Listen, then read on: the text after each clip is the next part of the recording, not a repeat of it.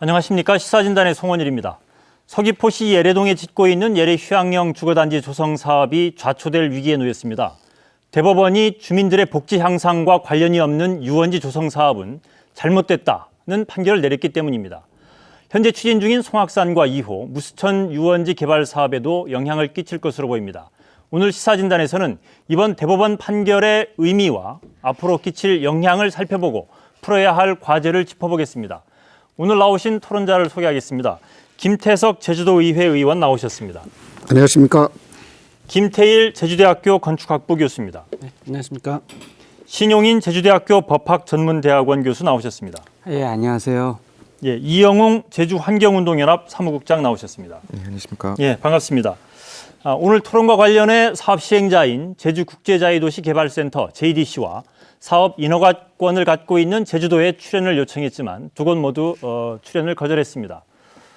그럼 토론을 시작하겠습니다. 대법원의 이번 판결을 요약하면 예래 휴양형 주거단지가 돈을 벌기 위한 수단이지 주민들의 복지 향상을 위한 게 아니라서 유원지 사업 인가는 잘못됐다는 것입니다. 상당히 좀 복잡한 판결 내용일 수도 있는데 이번 대법원 판결의 내용과 의미를 먼저 짚어보겠습니다. 신용인 교수께서 이번 판결의 내용을 좀 간략하게 설명을 해주시죠. 그러니까 이번 판결은 그 예래 휴양형 주거단지 조성 사업 내 이제 토지주들이요, 자신들이 토지를 강제 수용당하니까 그것에 대해서 불복을 해서 소송을 한 사건입니다. 그래서 쟁점은 원래 강제 수용이 적법하냐 여부인데 그걸 따지기 위해서는 그 전제가 되는 이 개발사업 인가처분이 적법하냐 여부를 또 따져야 됩니다.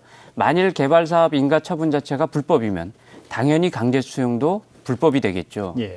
그래서 대법원은 그래서 인가처분이 적법성 여부를 따졌는데 인가처분이 당연무효다. 왜냐하면 중대하고 명백한 하자가 있기 때문에 당연무효다라고 본 것입니다. 일반적으로 행정행위 이런 인가처분이 있을 때 하자를 한 세 부류로 볼 수 있는데요. 하자가 경미한 경우, 그 경우에는 하자가 있더라도 경미하기 때문에 효력을 유지시켜서 적법하게 보고요. 하자가 좀 크다. 그럴 때는 취소를 합니다. 근데 하자가 중대하고 명백하다. 그럴 경우에는 무효로 봅니다. 근데 이 사안 같은 경우는 원래 이 유원지가 주민이 복지 증진을 위한 어떤 공공성을 위한 도시계획 시설인데요. 이게 공공사업이 아니라 어떤 개발 사업자의 영리 추구 사업 아닙니까? 그러다 보니까 유원지 지정 목적에 전혀 부합되지 않는 사업이다. 그래서 하자가 중대하다. 또 재반 자료를 이렇게 보니까 이렇게 중대한 하자가 있음을 알았음이 명백하다. 이렇게 중대하고 명백한 하자이기 때문에 당연무효다. 이렇게 대법원이 판단을 한 것입니다. 어쨌든 그 인가 행위에 대해서 상당히 좀 강력한 어떤 판결이 이번에 나왔는데 이번 대법원 판결의 의미를 좀 간단히 짚어보고 본격적인 토론을 시작하겠습니다. 김태일 교수께서는 이번 대법원 판결의 의미 어떻게 보십니까? 이제 법적인 논리를 떠나서 우리 지역에서 많은 논란이 됐던 난개발이랄까요? 이제 이 개발 방식에 대한 어떤 큰 전환점을 가져올 수 있는 계기가 되지 않을까라는 측면에서 이번 대법원 판결은 저는 새로운 시각으로 좀 우리가 들여다볼 필요가 있지 않은가 하는 측면에서 좀 평가를 하고 싶습니다. 김태석 의원님, 이번 판결로 사실 이 공사가 진행 중인데 이 공사가 진행 중인 상태에서 대법원 판결이 나오고 자칫 이 사업 자체가 좌초될 수 있는 그런 상황에서 나온 판결인데 이번 판결 의미 어떻게 생각하십니까? 아까 신용인 교수가 법적인 문제는 말씀했으니까 법적인 문제는 아니겠습니다만 어쨌거나 대법원 판결은 명쾌합니다. 그 유원지 그 목적에 부합하도록 사업 목적에 부합하도록 개발 행위를 하라는 것입니다. 물론 그 제주특별자치특별법에 유원지에 관한 특례 조항이 있어가지고 JDC나 그 제주도가 억울한 측면이 없지 않아 있을 것입니다. 그럼에도 불구하고 대법원이 판결은 아까 우리 김태일 교수도 지적했지만 제주 개발이 어떤 새로운 패러다임으로 가는 그런 전환점으로서 이것들은 의미가 있지 않나 이런 생각을 합니다. 이영우 사무국장님, 시민단체에서는 그동안 이 예래 휴양형 주거단지 사업 관련해서 많은 문제를 제기를 했고 지금 현재 진행되고 있는 많은 관광개발 사업 관련해서도 비판적인 시각으로 접근을 하고 있는데 이번 대법원 판결의 의미를 시민단체에서는 어떻게 해석하고 있습니까?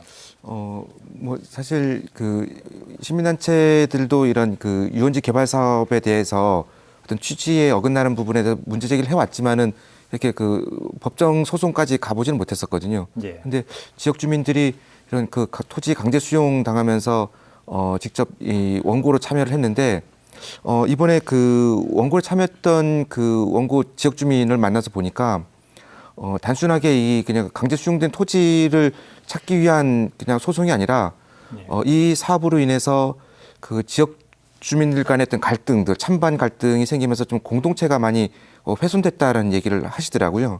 그래서 저는 그런 측면에서 지역 주민이 끝까지 이 소송을 또 이어서 간 거고, 그런 측면에서 봤을 때는 어떤 단순히 어떤 토지 어떤 그 되찾기 위한 소송의 의미를 넘어서 지역 주민들이 직접 자기네 권리를 찾고 이런 마을 공동체를 좀 지키기 위한 이런 주민운동으로서의 어떤 그 의미가 있지 않는가라는 좀 그런 가치를 좀 부여하고 싶고요.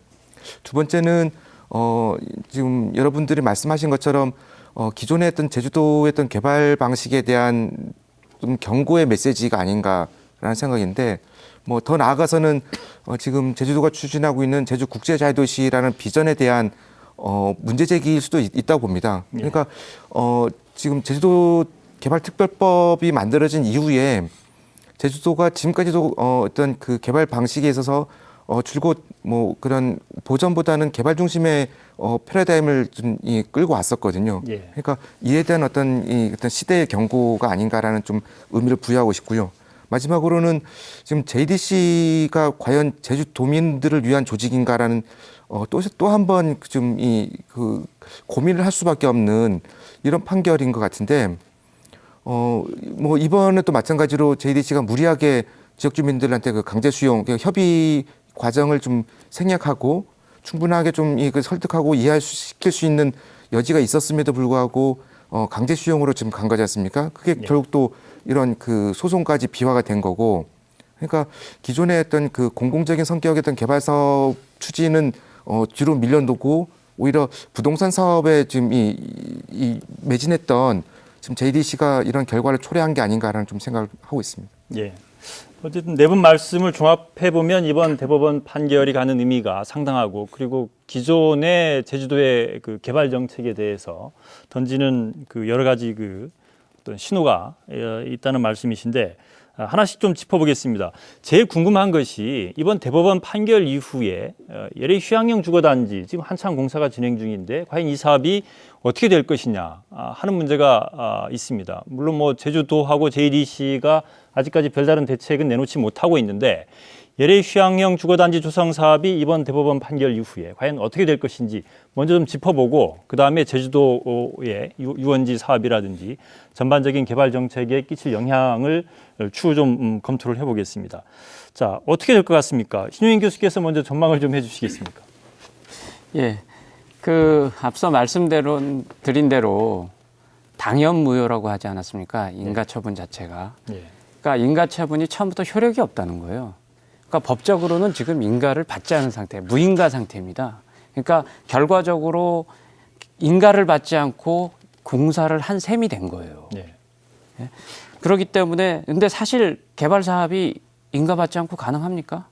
인가받지 않고 개발 사업하게 되면 국토개혁법에 의해서 형사처벌까지 받게 됐습니다. 예. 그러니까 지금은 이 상태에서 만일 공사를 계속 진행한다, 형사처벌 받을 수밖에 없는 그런 상황이기 때문에 저로서는 사업이 사실상 이제는 좌초되지 않았나 그렇게 생각을 합니다. 예.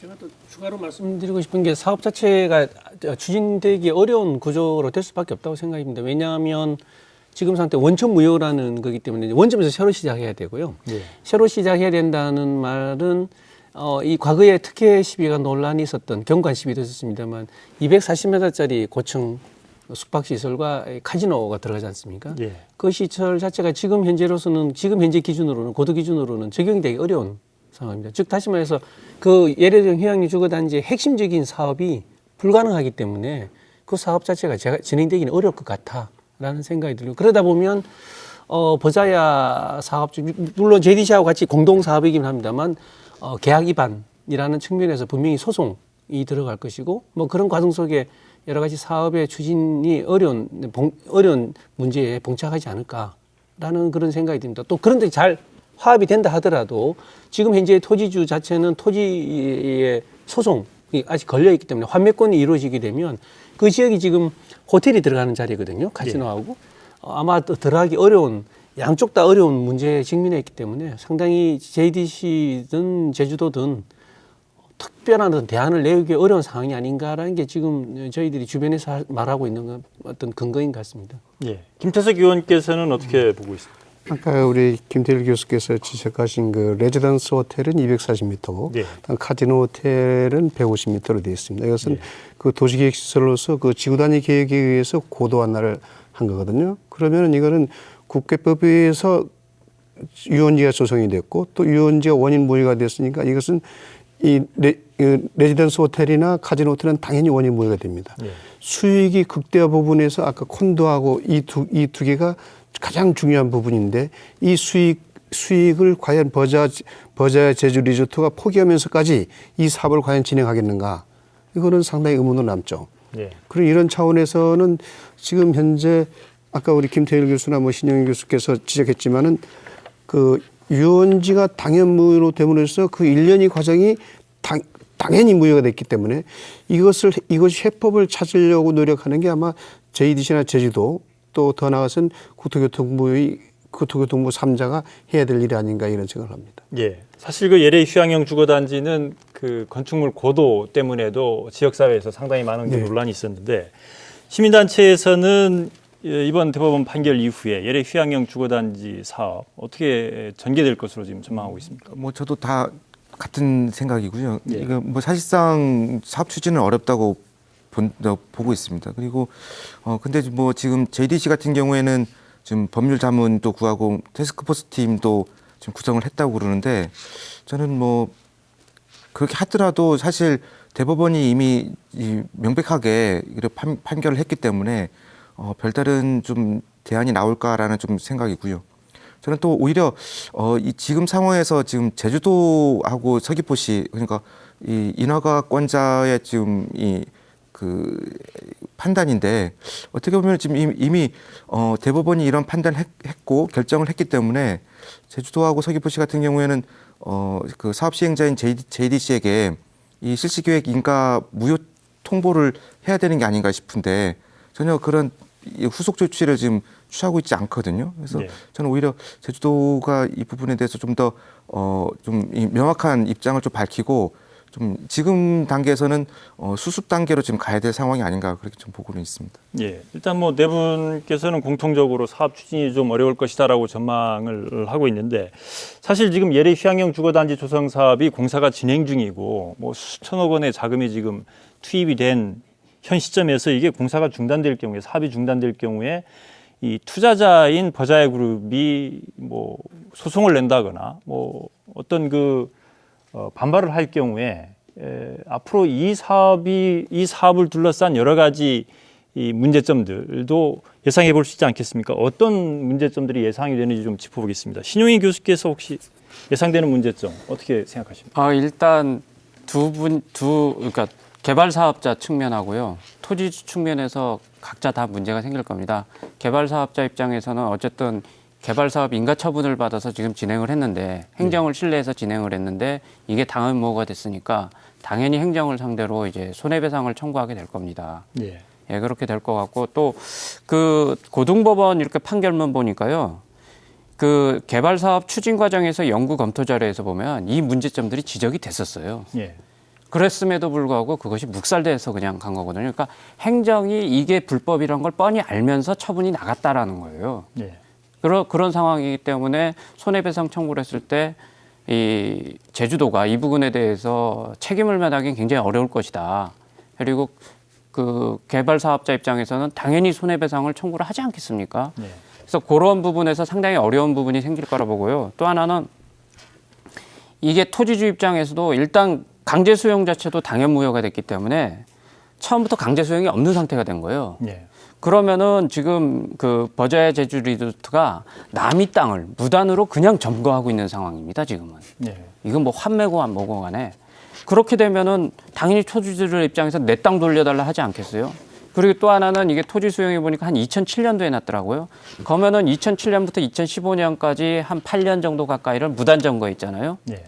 그것에 대해서 임료 상당의 돈도 부당이득을 취했다. 임료 상당의 돈도 지급을 해야 되는 문제도 생깁니다. 그러니까 토지주 입장에서는 내 땅 내놔라. 토지 반환하고 8년 동안 사용했으니 임대로 내놔라. 이런 문제들을 당연히 제기하겠죠. 예, 그렇기 때문에 상당히 법적으로는 이제 어떻게 보면 줄 소송이 일어날 가능성도 크죠. 예.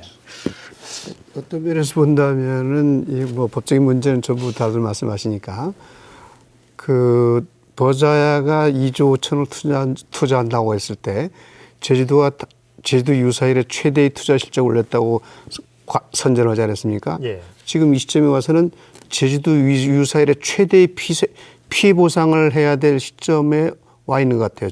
제가 보기에는. 예. 따라서 이게 정말 이해가 안 되는 게 20년 가까이 유원지가 지금 유지되고 지정되고 유지되어 왔는데 예. 국가 공기업과 지방 정부가 어떻게 이렇게 한심한 행정을 할 수 있는지 저는 도저히 이해가 안 됩니다. 예. 아까 법적인 문제는 다들 얘기하니까 저는 이 정도로 끝내겠어요. 예. 그 혹시 이게 지금 예래 휴양형 주거단지 조성 사업이 유원지 지정 관련해서 이게 문제가 있다 해서 대법원에서 이제 당연 무효다 이렇게 판결이 나왔는데 유원지를 취소하고 관광단지로 개발하는 방식, 지금 관광단지로도 동시에 지금 지정이 돼 있지 않습니까? 유원지 취소하고 관광단지로 이렇게 개발하는 방식은 대안이 될 수 없습니까? 그거 자체도 제가 보기에는 우리 특별자치도가 법 해석을 너무 자의적으로 한 게 아닌가라는 생각이 듭니다. 이게 도시 군계획 시설의 결정, 구조 및 설치 기준에 관한 거에 보면 유원지란 주로 주민의 복지 향상에 기여하기 위하여 설치하는 오락과 휴양을 위한 시설이라 한다라고 규정되어 있습니다. 즉 다시 말해서 공공의 복리, 공공의 이익을 위해서 하는 시설이라고 되어 있는데요. 근데 이제 아마 도에서 하는 판단했던 건 이런 것 같습니다. 제주도 특별법에 의해서 특례법에 여기에 보니까 117조의 5 관광지 조성의 등에 관한 특례사항을 적용했던 것 같아요. 이건 지극히 제가 보기에는 법은 제가 잘 전공은 아닙니다만 상식적으로 보면 유원지와 관광지에 대한 구별을 정확하게 판단하지 않은 상태에서 특례만을 가지고 이 제주도 특별법에서 부여받은 특례 하나만 가지고 너무 차이적으로 해서는 방법이 이제 적용이 됐기 때문에 대법원 판결에서 이거는 지나치다. 잘못된 법 해석이다라고 내린 것이 아닌가라는 생각이 들고요. 결국은 이것이 아까 말씀드린 대로 엄연히 유원지와 관광지는 다르거든요. 근데 그런 측면에서 큰 화를 자초한 것이 아닌가라는 생각이 듭니다. 신용인 교수께서는 이게 좀 법적으로 좀 이렇게 해석하기 좀 어려운 부분이 있을 수 있는데 유원지 취소하고 관광단지로 개발하는 방식 이게 가능하겠습니까?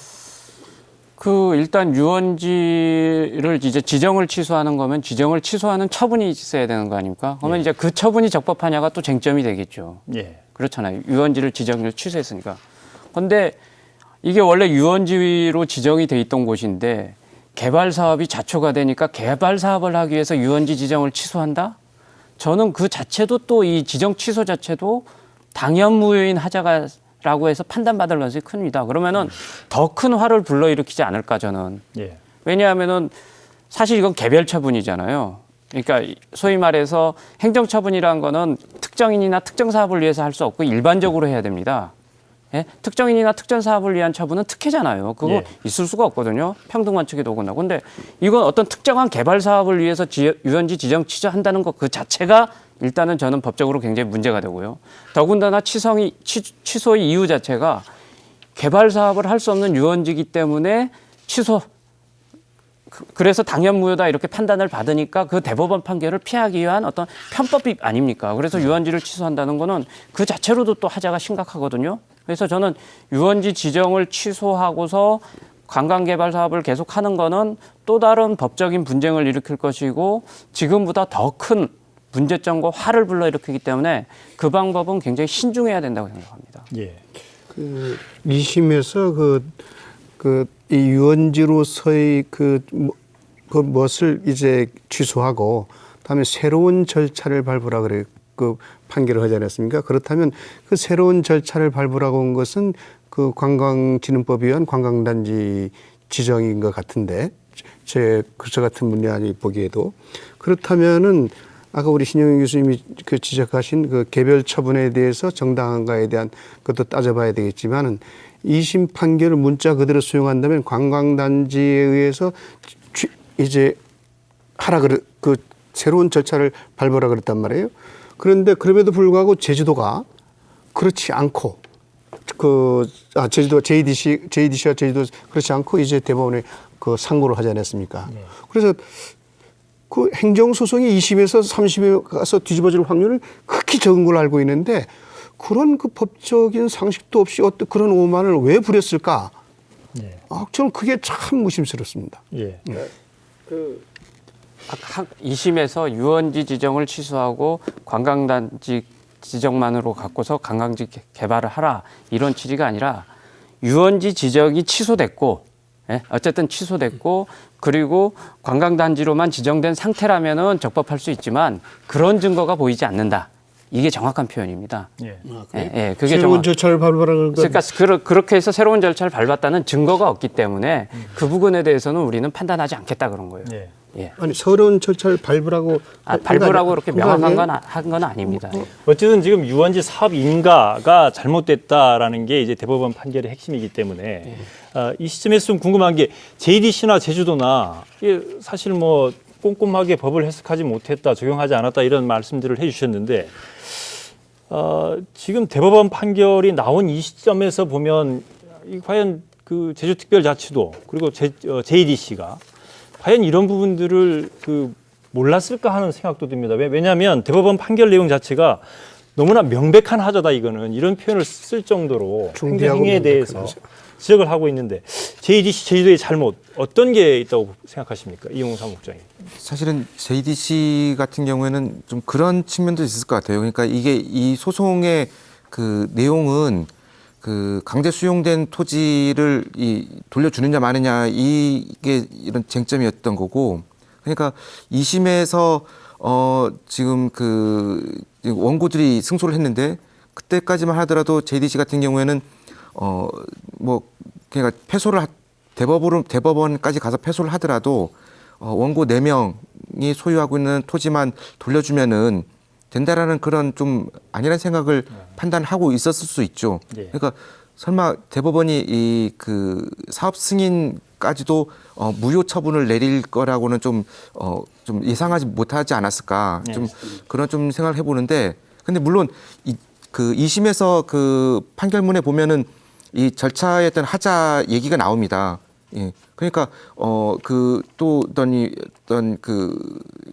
그러니까 절차의 하자와 실시 계획 인가가 무효라는 그런 판결문도 있거든요. 2심부터. 그러니까 저는 JDC가 그러면은 좀 이 부분에 대해서 좀 더 굉장히 좀 중대한 판결이고 그게 심각한 사안이다라고 좀 그렇게 판단을 했어야 되는데, 저는 이게 이미 2013년도에 2심 판결이 나왔고 이미 2년 동안 이제 그게 진행이 됐는데 그 사이 동안에 전혀 어떤 뭐 협의라든지 합의도 없었고, 오히려 원고 측 변호사 얘기에 따르면은 원고 측에서 JDC에게 여러 차례 그 협의를 요청을 했는데 JDC가 거부를 했다고 그래요. 예. 그러니까 그것만 보더라도 얼마나 JDC가 이게 이에 대한 어떤 뭐 노력이라든지 또 합의에 대한 그런 어떤 성의는 좀 보이지 않았고, 결국 이 문제를 자초한 게 지금 JDC라고 보여지고, 제주도 같은 경우에도 뭐 2심 판결까지에 대해서도 크게 이 부분에 대해서 어떤 뭐 담당자들이 서로 지금은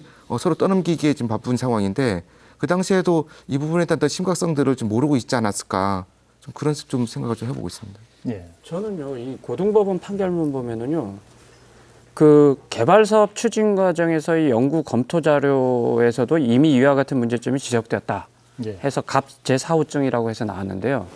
실무 보고서에서는 이거 안 됩니다라고 올라간 거예요. 예.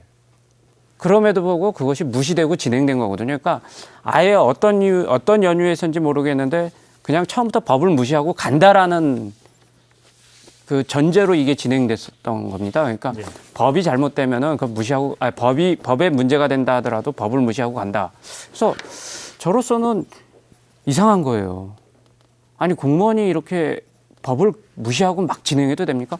실무선에서 이거 문제 있습니다 해갖고 보고서가 올라왔는데 이거 안 됩니다. 이건 불법입니다라고 보고서가 올라왔는데도 그걸 무시하고 진행해버리고 인가처분이 나왔다는 것 자체는 이거 상당히 심각한 무언가 우리가 알 수 없는 아주 심각한 뭔가가 있다라는 생각이 들더라고요. 저는 이걸 보면서. 좀 다르게 보는 게 이때까지 이제 그게 이제 JDC가 이때까지 해왔던 행태랄까 아니면 그 개발 방식의 하나의 패턴에서 오는 화를 불렀다라는 생각이 드는데 기본적으로는 이때까지 이런 소송을 그래도 크게 거대한 공기업으로서 또 지역에 막대한 예산을 쓰고 있다는 어떤 조직의 자부심 또 지역에 뭔가 큰 주도권을 갖고 있다는 그런 어떤 조직에서 오는 그 자만심이 아니었나라는 생각이 들고요. 그러다 보니까 이제 아까 말씀하셨던 이 원고의 소송인들도 겨우 4명이고 또 이 토지도 뭐 어떻게 하면 보상을 할 수 있을 거라는 어떤 뭐 나름대로 보관도 갖고 있었을 것 같고 그래서 이때까지 이런 사업들을 시정할 때 큰 걸림돌이 없었거든요. 저항도 없었고 그러다 보니까 이 소송의 2심에서 절차에 하자가 있다는 이야기가 나왔음에도 불구하고 크게 대응을 하려는 적극성을 보이지 않았냐라는 생각이 든다. 또 나쁘게 이야기하면 우리 제주도의 도의 조직이라든지 공무원의 조직이라든지 아니면 우리 주민들에 대한 뭐 큰 배려가 없었지 않느냐라는 게 일반적인 중론이 아닌가 하는 그런 생각이 듭니다. 네, 알겠습니다. 지금까지 대법원 판결의 의미 그리고 이번 판결 이후에 예래 휴양형 주거단지 사업이 어떻게 추진될 것인지 좀 짚어봤는데 지금 도내 다른 유원지 또는 그 다른 관광개발 사업에 이번 판결이 끼칠 영향에 대해서 좀 짚어보겠습니다. 현재 도내 곳곳에서 지금 이루어지고 있는 관광개발 사업 방식을 보면 상당 부분 유원지 개발 방식으로 지금 진행이 되고 있지 않습니까? 도내 유원지 개발 사업이 어느 정도나 진행되고 있고 또 왜 이렇게 사업자들이 투자자들이 유원지 방식을 선호하는 것인지 이런 부분들을 좀 짚어보면서 토론을 이어가겠습니다. 이용호 사무국장께서 현재 도내 유원지 개발 사업 현황을 좀 간략히 좀 설명을 해주시죠. 제주도 내 지금 유원지로 지정돼서 지금 운영 중이거나 지금 개발 중인 곳이 총 26개소입니다. 그래서 제주시 지역 같은 경우에는 대표적으로 2호 유원지 그리고 무수천 유원지 포함해서 7개소가 있고요. 그리고 서귀포시 지역 같은 경우에는 그 성산포 해양관광단지, 그리고 신화약사공원, 헬스케어타운, 그리고 송악산, 뭐 우리들 메디컬, 그리고 뭐 이 테디밸리 이런 좀 대표적인 곳이 있는데 총 19곳이고요. 그래서 전체 그 이 사업 부지 유원지 면적을 보니까 17.74 평방킬로미터. 그러니까 그 우도가 좀 꽤 큰데 우도 면적이 한 3배 가량 됩니다. 그러니까 지금 말씀하신 것처럼 지금 그 각종 개발 사업들 중에 유원지가 차지하는 면적이 상당 부분 큰 면적을 차지하고 있는 거죠. 근데 이 그 예래형 휴양 주거단지 외에 이게 지금 다른 지금 현재 추진되고 있는 유원지 개발 사업들의 형태를 보더라도 대법원에서 지금 판결했던 것처럼 대부분의 어떤 사업들이 어떤 공공적 성격의 어떤 개발 사업이라기보다는 투자자 어떤 그 수익 사업 목적에 또 그런 방식으로 좀 가고 있고 그럴 수밖에 없는 이유가 또 이 대부분의 이 유원지 개발 사업들을 그 민자 투자 방식으로 지금 진행이 되고 있거든요. 그러다 보니까 투자자 중심의 어떤 목적 사업들로 지금 가는 거죠. 그러니까 그런 부작용들이 이제 크고 또 이런 그 예래 휴양형 주거단지의 어떤 대법원 판결의 파장이 또 미칠 가능성도 있다고 보고 있습니다. 좀 시청자들의 이해를 돕기 위해서 지금 관광개발 방식이 아까 이제 유원지 방식도 있지만 관광단지, 관광지라고 저희들 보통 이제 표현을 하는데 이런 그 개발 방식의 차이가 지금 어떻게 되고 있는지 좀 간단히 좀 설명을 듣고 논의를 이어가겠습니다. 관광지, 관광단지, 유원지 이 방식이 좀 다양하지 않습니까? 어떻습니까 차이가? 관광단지 내지 관광지는 그 관광진흥법에 의해서 시행이 되고요. 유원지는 국토계획 및 이용에 관한 법률에 의해서 시행이 됩니다. 그런데 그 유원지는 말이죠. 특히 제주도 같은 경우는 상당히 큰 특혜가 들어옵니다. 건폐율이 60%에다가 그다음에 용적률이 200%예요. 그런데 관광진흥법에 의한 관광지 내지 관광단지는 또 틀리단 말이에요. 뭐 자연녹지인 경우 20%에서 뭐 80%, 다음에 관리지역은 40%에서 또 80%. 그러니까 유원지로 왔을 때 상당한 밀도의 개발을 할 수가 있습니다. 그리고 그리고 또 아까 그 도시계획 시설로 지정돼 가지고 지구 단위 계획으로 됐을 때 고도 가장 큰 문제가 고도 완화 아닙니까? 예. 우리가 고도 완화로 해서 고밀도 그 개발 계획을 하면 투자자 이익이 보장이 되고 아까 우리 이영웅 사무장님 말씀하셨지만 지역 주민의 관점 또 환경이라는 공공재적 관점에서 바라보는 게 아니고 유원지가 투자자의 사익을 충족시키기 위해서 만들어진 법률이라고 해도 과언이 아닙니다. 네. 이런 관점에서 본다면 당연히 투자자들은 유원지를 선호할 수밖에 없는 겁니다. 예. 실제로 그 환경 영향 평가의 대상에 있어서도 약간의 차이점이 있는 게요. 유원지 같은 경우는 10만 평방미터, 관광지 같은 경우는 5만 평방미터 상대면 이제 환경 영향 평가를 했는데 그것만 보더라도 관광지보다는 유원지로 개발하는 것이 훨씬 큰 면적에서 개발하고 또 이게 평가 대상에서도 좀 혜택을 볼 수 있는 여러 가지 조건들이 있기 때문에 예. 여러 가지의 이 사업자 입장에서 보면 관광지보다는 유원지로 지정을 받아서 인센티브와 각종 행정적인 절차에서 편의성을 도모하는 데 가장 유리하지 않은가 뭐 예. 그런 생각이 듭니다. 제일 중요한 거는 유원지를 개발을 선 지정해 버린 거예요.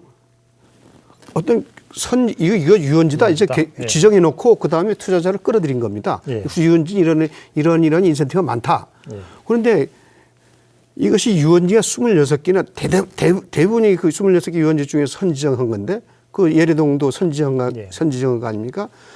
예래동이 왜 유원지가 돼야 되느냐? 이런 계획에서 선계획 후 개발을 해야 되는데 선지정 후 개발을 한 거예요.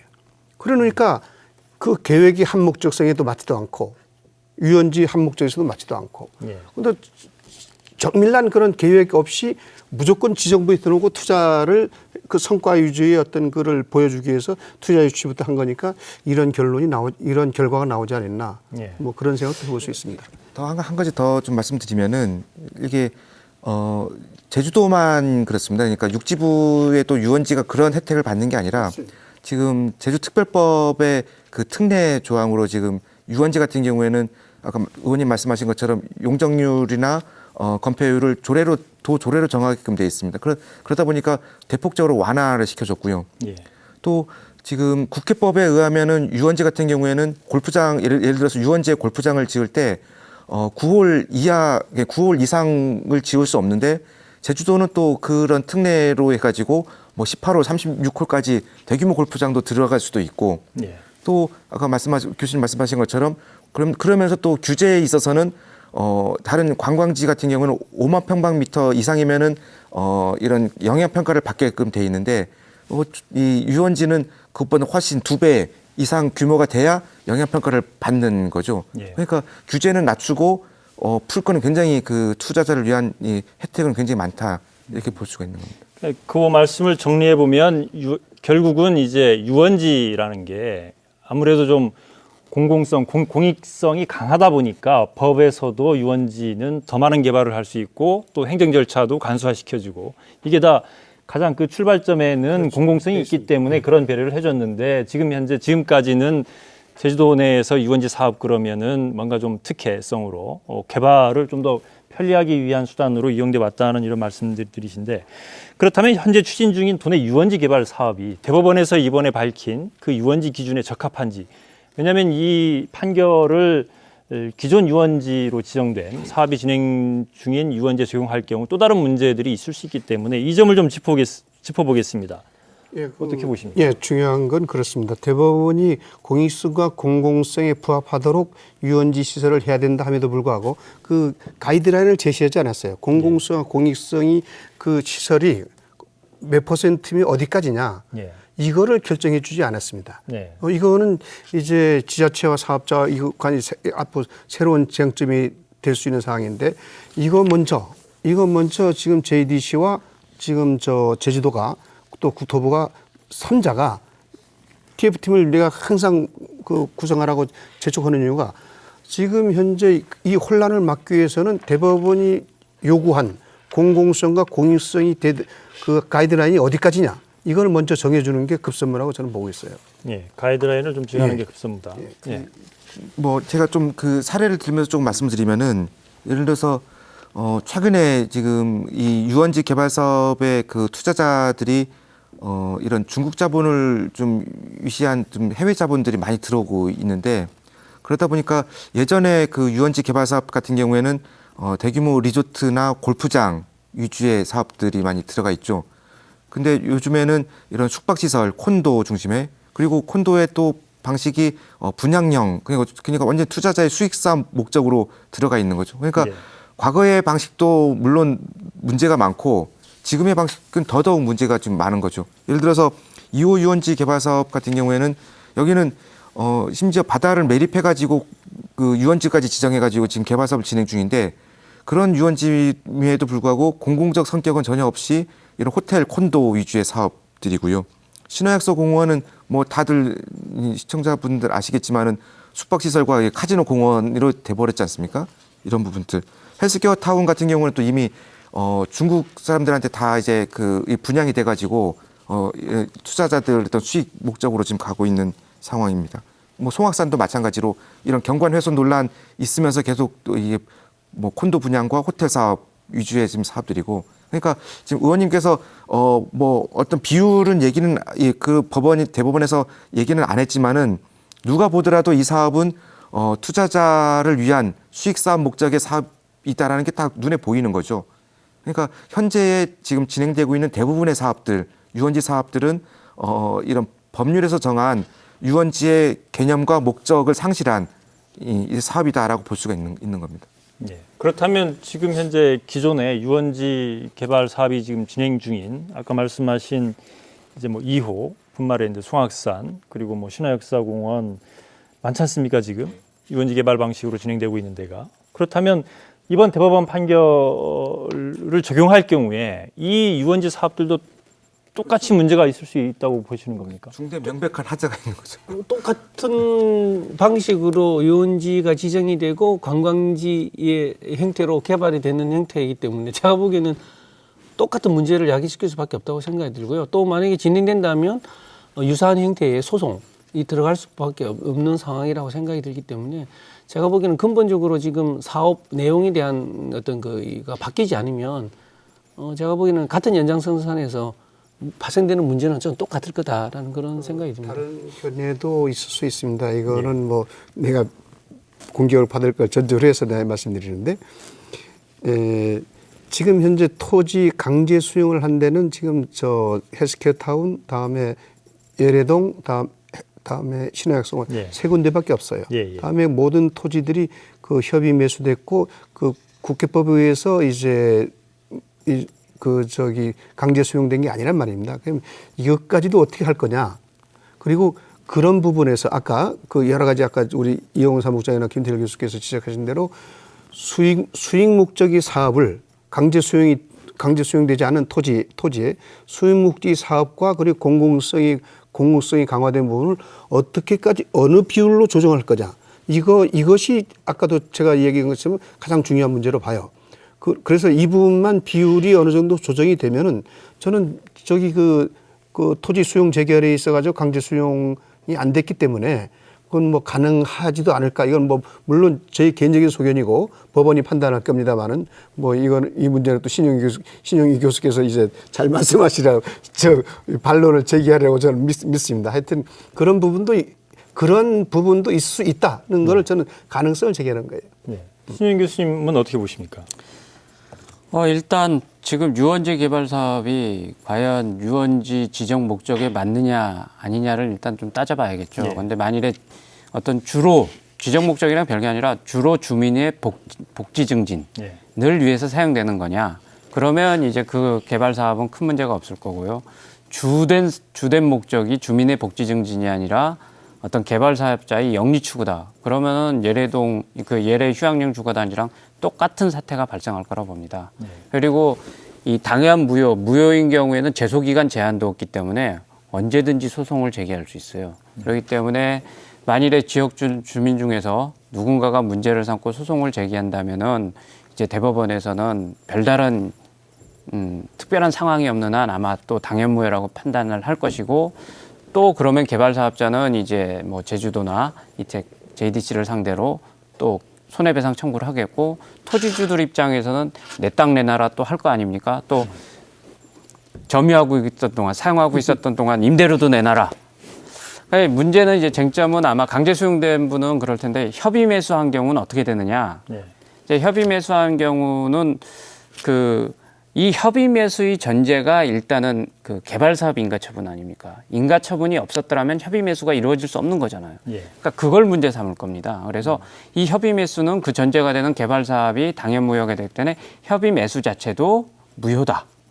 그래갖고 소송을 제기할 수 있고요. 뭐 법원에서 그것을 강제 수용과 달리 판단할 이유가 그렇게 없기 때문에 역시 협의 매수도 무효라고 볼 가능성이 큽니다. 예. 그렇게 되면은 이제 기존의 모든 토지 소유주들이 다 어떤 보상을 요구할 거고요. 중요한 거는 지금 제주도가 땅값이 또 오르고 있는 상황입니다. 예. 이게 땅값이 떨어지고 있는 상황이면은 토지주들 입장에서도 좀 달리 생각할 수 있는데 오르고 있는 상황이 문제를 제기하면 훨씬 돈을 많이 받을 수 있어요. 그리고 이거는 환매 처분 그것도 적용되는 게 아니라 아예 처음부터 무효이기 때문에 새로 협상을 해야 됩니다. 예. 부르는 게 값이에요. 한마디로 말해서. 그렇잖아요. 새로 협상해야 되고 이쪽에서 안 팔겠다고 버티면 사업을 못 하는 거 아닙니까? 그러면 이쪽이 그 토지주 입장에서는 부르는 게 값인 상황이 돼버렸거든요. 예. 그러니까 이 문제가 다른 유원지 개발 사업에서 토지주들이 가만히 있으면은 아무 문제가 안 되겠지만 상식적으로는 가만히 있을 이유가 없잖아요. 다 문제 제기를 할 거라고 봅니다. 그렇게 되면 이제 상당한 문제가 이제 개발 사업자 입장에서는 상당한 문제가 발생할 수밖에 없죠. 그러니까 어쨌든 기존의 유원지로 지정된 그 지역의 주민들이 이제 협의 매수가 됐든 아니면 뭐 강제 수용이 됐든 문제를 제기할 경우에는 사업 자체가 또다시 이제 상당한 혼란에 빠질 수 있다 이런 말씀이신데. 그렇죠. 예.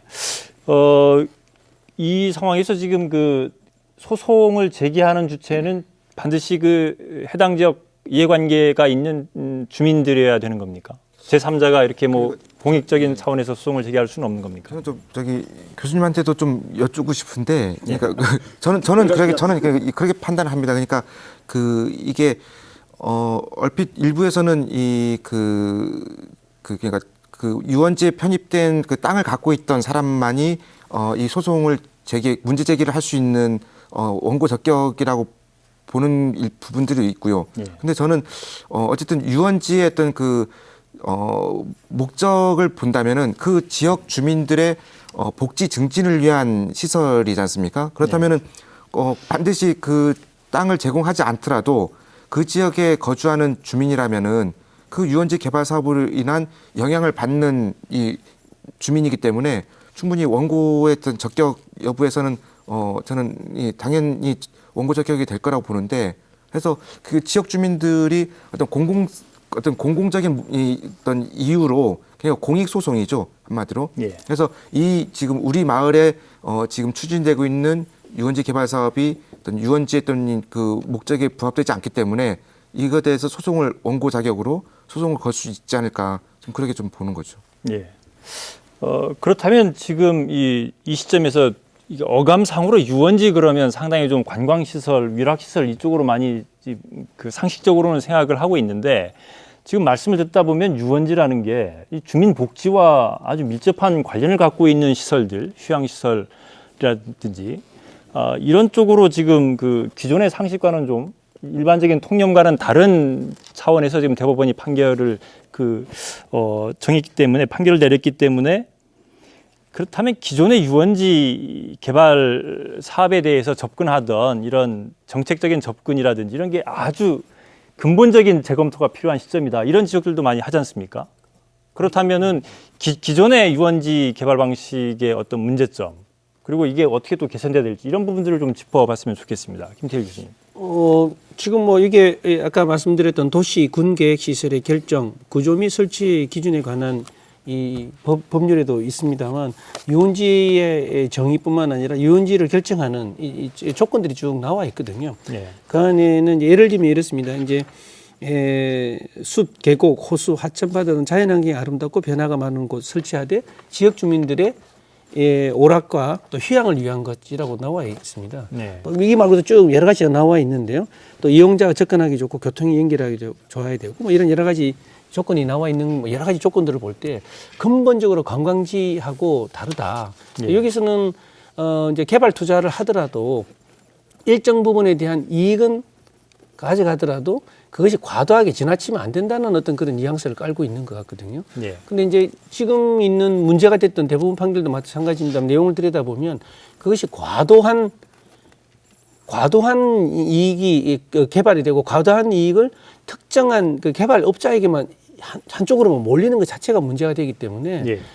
사업 자체가 잘못됐다라고 판단한 거라고 생각이 됩니다. 그래서 지금 우리 제주도에 26군데 유원지 개발 대부분이 거의 다 중국 자본 혹은 그와 유사한 자본들이고요. 또 그것이 굉장히 천편일률적으로 똑같이 적용됩니다. 숙박시설 중심으로 가거든요. 그거는 뭐냐면 부동산 투자 임대라든지 또 그에 관련된 이익들은 중국 자본에서 중국 자본으로 해소해 가는 그런 사업들입니다. 그래서 이런 것들은 이참에 김대석 의원께서도 말씀하셨습니다만 명확한 가이드라인 또 거기에 관련된 유원지로서 지역 주민들에게 돌려줄 수 있는 아니면 지역 주민들이 참여할 수 있는 방안 이런 것들로 이 완전히 전면 개편하지 않으면 제가 보기에는 그냥 미봉책에 불과한 그냥 해결책으로 넘어가서 또 몇 년 뒤에 또 다른 문제 또 다른 난개발이 계속 지속적으로 야기될 부분이 있지 않은가라는 그런 생각이 들어서 이참에 굉장히 도청에서도 어려운 부분이 있을 거라는 생각이 듭니다만 이 소위 말하는 개발 방식에 대한 원점에서 좀 시작하는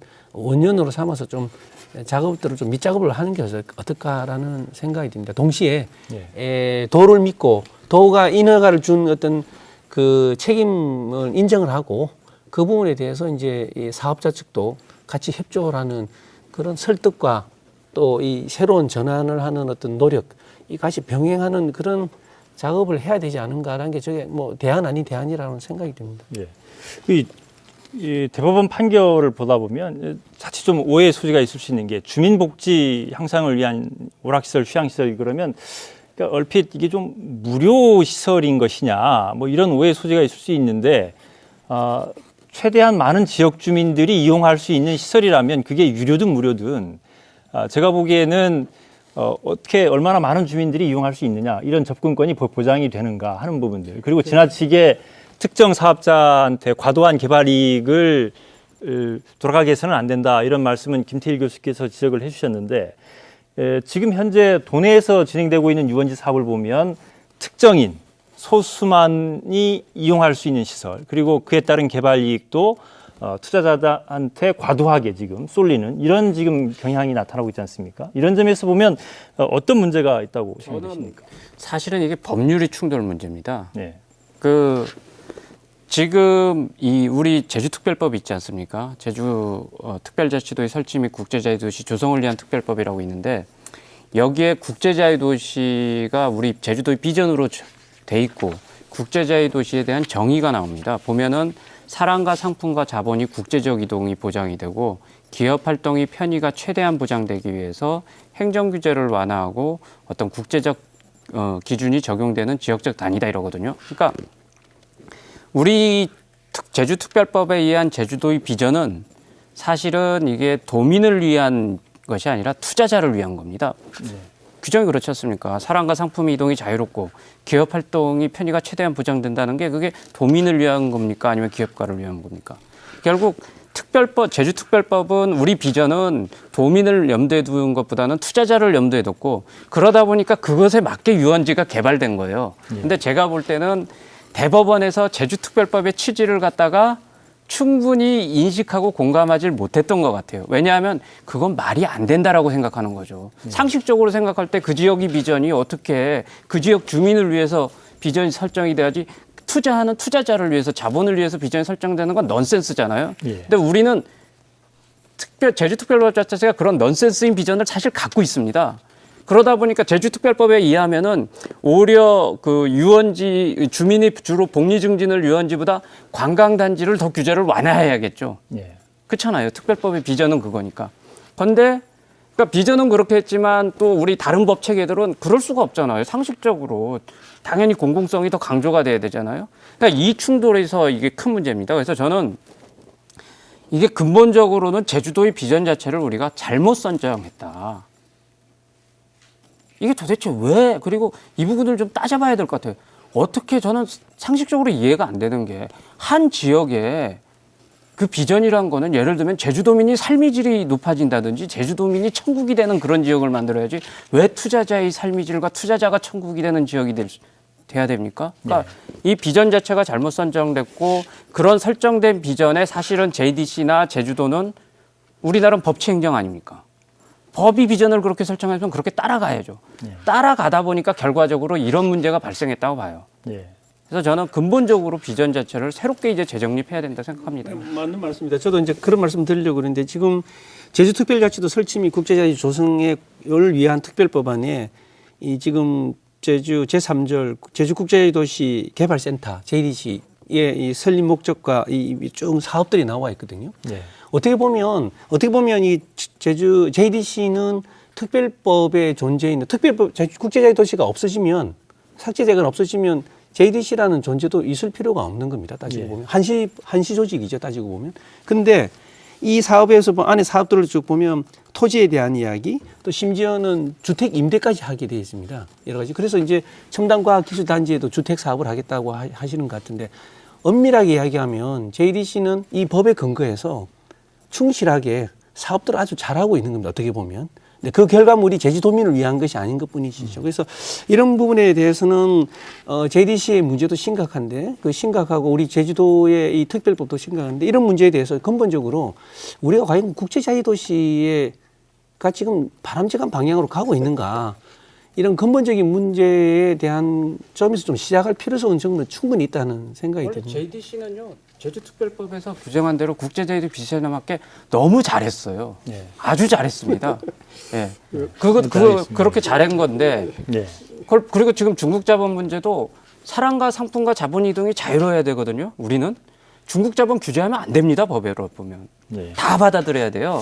예, 일단 신용인 교수께서는 지금 제주특별법이라든지 그리고 이제 어쨌든 법리적으로 지금 충돌하는 지점에 대해서 말씀을 해주셨는데 지금 제주도민들 보기에 이번 대법원 판결이 나오면서 상당히 좀 혼란스러울 것 같습니다. 왜냐하면 지금 제주도정이 그동안 일관되게 유원지 개발 그리고 관광 개발 사업을 지금 현재의 방향에서 쭉 이끌고 왔는데 수많은 논란에도 불구하고 대법원 판결이 나오면서 상당 부분 그러한 방향이 잘못됐다라는 쪽으로 도민들께서는 생각을 하고 있는 것 같습니다. 그렇다면 지금까지 진행되어 온 관광지 개발, 유원지 개발 방식 어떻게 이거를 바로잡아야 될 것인지 개선해야 될 것인지 이 문제를 좀 짚어보겠습니다.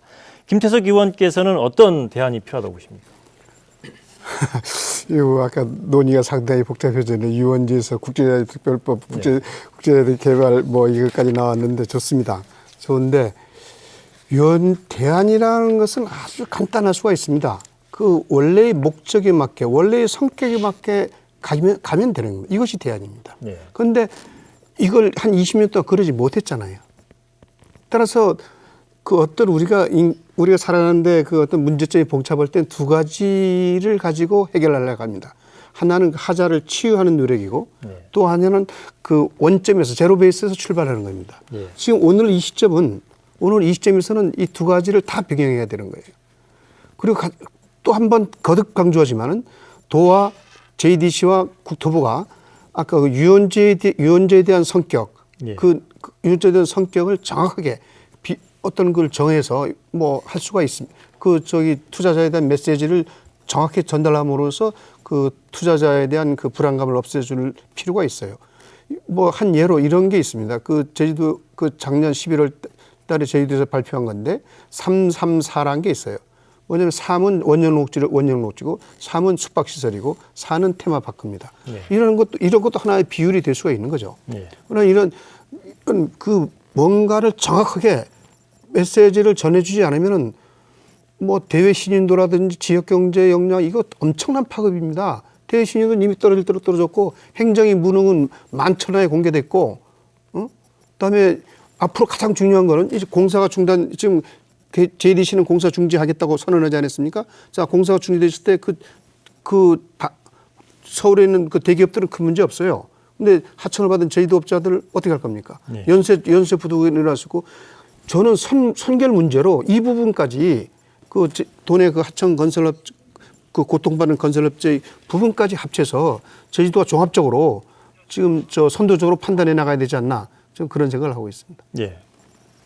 그 현재 드러난 문제를 어떻게 바로잡을 것이냐, 그리고 앞으로 지금까지 잘못된 부분이 있다면 이걸 앞으로 어떻게 또 개선해야 될 것이냐, 그게 두 가지 측면에서 고민이 필요하다 이런 말씀하셨는데, 그렇다면 현재 발생한 문제 어떻게 바로잡을지, 그리고 앞으로는 또 어떻게 해야 될지 이 문제를 좀 논의해 보겠습니다. 이용우 사무국장께서 말씀해 주시죠.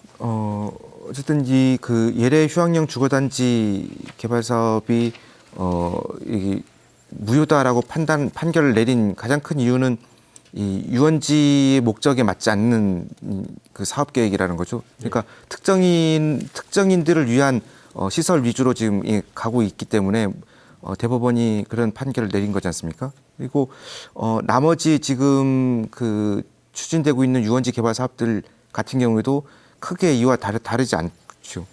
특히 최근에는 이런 그 콘도 분양을 위주로 한 유원지 개발 사업들이 많기 때문에 예. 이 부분도 당연히 그런 특정인을 위한 사업인 거죠. 그러니까 어떤 그 대중시설 그리고 어떤 공공의 이익을 위한 이런 그 주민복지 시설이 아니라는 거기 때문에 저는 그런 성격에 부합하는 그 시설 변경이 분명히 있어야 되는 거고요. 그래서 오히려 지역 주민들이 나서서 이런 소송을 걸기 전에 예. 저는 이런 좀 당국에서 제주도가 먼저 이 부분에 대한 이런 좀 뭐 그러니까 그 사업 투자자들하고 좀 이 설득을 시킨다든지 아니면은 좀 뭐 요구를 할 필요가 있는 거죠. 그래서 그 시설 변경 계획을 좀 한다든지, 그리고 지금 현재 그 인허가 과정에 있는 사업에 대해서는 어쨌든 그 유원지 목적에 맞지 않는 사업이 지금 뭐 들어왔을 경우에는 그에 대한 허가는 일단 반려를 해야 되는 게 맞다고 봅니다. 그래서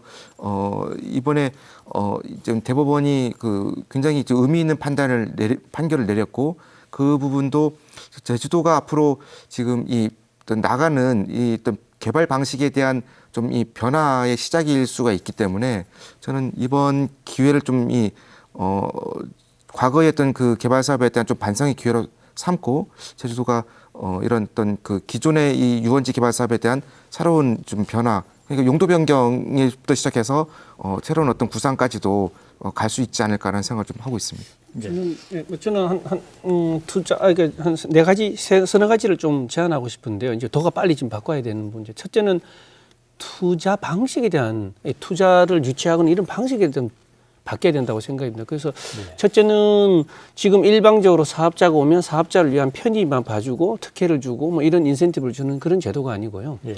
일단 첫째는 토지를 매각하지 않고 토지를 임대해주는 방식으로 좀 가는 방식도 좀 필요하다고 생각이 들고요. 두 번째는 지역 주민들이 이 참여하는 비율에 따라서 인센티브를 주는 예. 주민 참여와 인센티브 제도, 또 토지 활용 문제 이런 게 필요하고, 세 번째는 근본적인 전제는 제주도가 자랑스럽게 생각하는 환경을 어떤 식으로 보존할 것인가에 대한 부분, 예. 이런 것들이 좀 서야 될 것 같고요. 그다음에 다섯 번째는 그것들을 종합적으로 관리하고 감시하고 그것들이 잘 되고 있는가 이행을 어떻게 체계적으로 할 수 있는 내외부의 행정과 행정이해 여러 조직에서 좀 그것들을 해야 될 필요가 있지 않나요? 특히 이제 위원회 같은 게 지금 거의 도정 위주의 편의성만 봐주는 위원회, 거수기의 역할을 한다는 비난을 받는 위원회가 많지 않습니까? 예.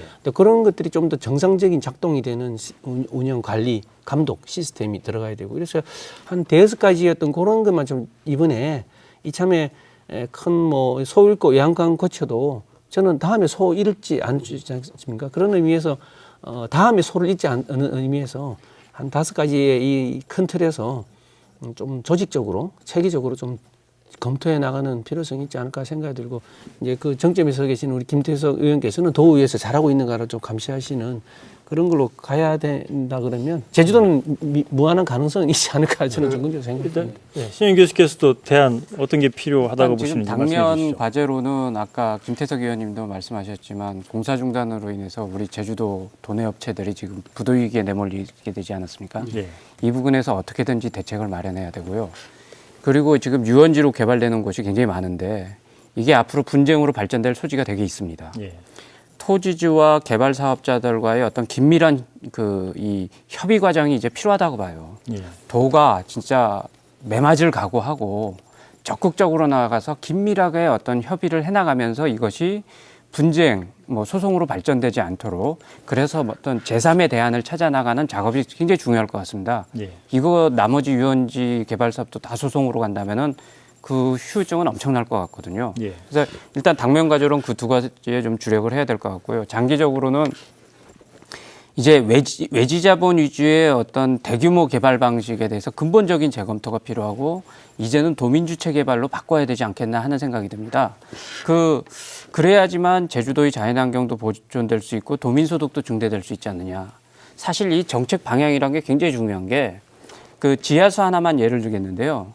예를 들면 2012년 제주 삼다수가 75만 톤을 뽑아서요. 그중에 61만 톤을 판매해갖고 매출액이 1,659억 원이고요. 당기 순이익이 403억 원입니다.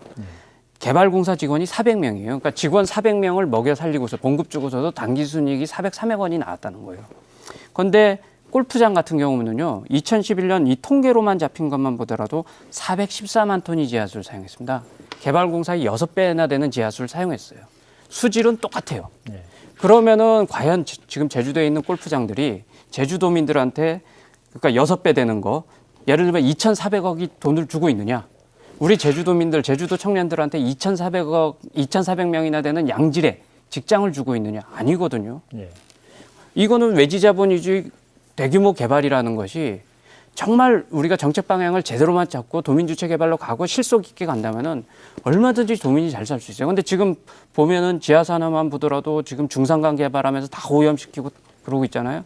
어쩌면은 황금알을 낳는 거위를 우리는 죽이고 있는 셈이거든요. 그리고 이거는 돈 문제가 아니라 사실 지하수가 오염되면 우리가 제주도민이 살 수도 없게 되거든요. 예.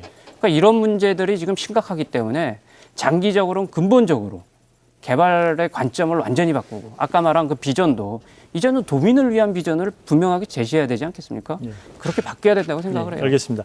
저희들 그 준비한 토론 시간이 다 되고 있어서 이번 대법원 판결 이후에 제주 관광개발 정책의 방향이 어떻게 달라져야 될지 마무리 말씀 짧게 들으면서 토론 마치겠습니다. 김태석 의원 좀 말씀해 주시죠.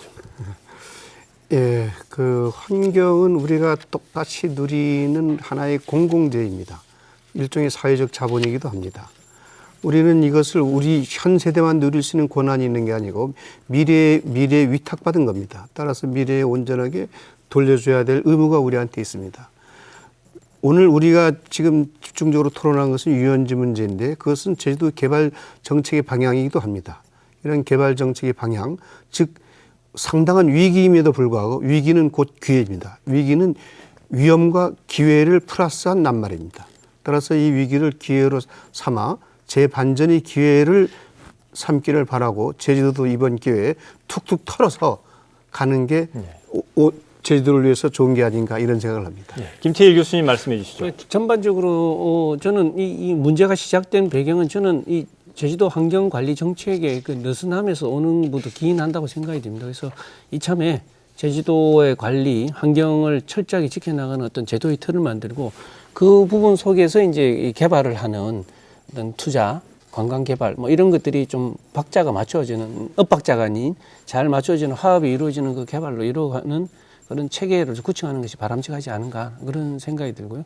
이참에 쏘였고 아까 외환권 고친다는 말씀을 드렸습니다만 그런 관점에서 미래에 우리 제주도가 조금 느리지만 그리고 고통스럽지만 그런 부분들은 잘못된 건 잘못됐다고 인정하고 그래서 솔직한 심정 위에 서로 문제점을 해결하는 그런 대화와 또 제도의 틀을 만드는 그런 노력이 필요하다는 생각이 듭니다. 예. 신영인 교수님 짧게 말씀해 주십시오. 예, 제주는 지금 시대적 전환기에 놓여 있는 것 같아요. 과거에 지금까지는 중앙정부나 외지자본주의의 어떤 개발이었는데 그 주도의 개발 시대였는데 그게 불가피한 면이 있지만 이제는 아닌 것 같아요. 이제는 도민주체 개발의 시대를 열어야 되고 그러한 때에 이 대법원 판결이 하나의 어떤 기폭제 역할을 하지 않을까 싶습니다. 그래서 일단 비전 자체도 이제는 투자자를 위한 비전, 개발 사업자를 위한 비전이 아니라 도민을 위한 비전으로 바뀌어야 되고 그것에 맞춰서 도민이 주체가 되는 그리고 자연환경과 조화를 이루는 새로운 어떤 개발 방식을 우리가 마련해야 되지 않을까 싶습니다. 예. 이용호 사무국장님 말씀해 주시죠. 예, 저도 뭐 서두에서 말씀드렸듯이 이런 그 앞으로 제주도가 추진하고 있는 이런 개발 정책, 개발 방식들이 정말로 좀 제주도민들의 눈높이에 맞는 정책으로 좀 변화됐으면 좋겠고요. 그리고 이번에 좀 논란이 되고 있는 이 특별법의 어떤 그런 이 개발 중심의 이 규정들 그리고 토지 수용 이 규정들도 좀 과감하게 좀 바꿨으면 하는 생각입니다. 예, 오늘 말씀 고맙습니다.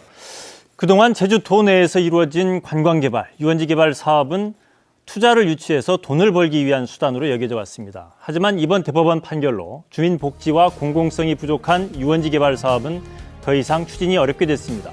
이번 판결을 계기로 제주 관광개발 정책의 근본적인 방향 전환에 대한 고민이 시급해졌습니다. 오늘 토론 마치겠습니다. 함께해 주신 시청자 여러분 고맙습니다. 안녕히 계십시오.